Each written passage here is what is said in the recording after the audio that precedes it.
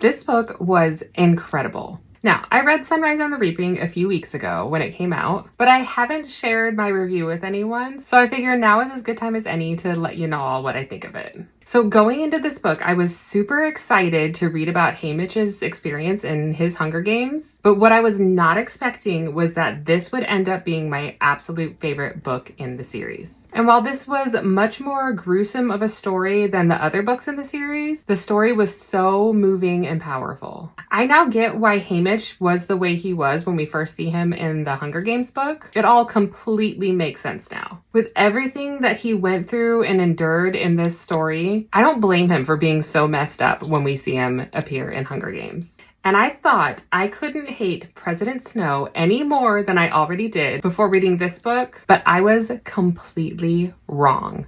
What an absolutely evil person he is. This book also gave me a whole new perspective on the citizens of Panem, including those in the capital. It was super interesting to hear how Effie feels about the war and her perspective on everything. Hearing her side of the suffering and loss for her people too, it really made me think about how there are real innocent people on both sides of a war. And I absolutely need more of Effie Trinket's story. There's so much mystery surrounding her family. I really hope we eventually get more of her story in a future book.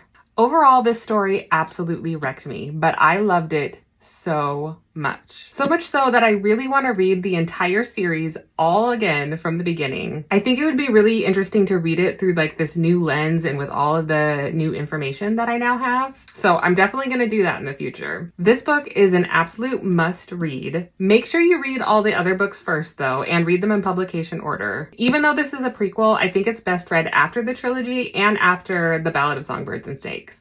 Let me know in the comments if you've read this book and what you thought of it. And if you haven't read it yet, do you plan on reading it?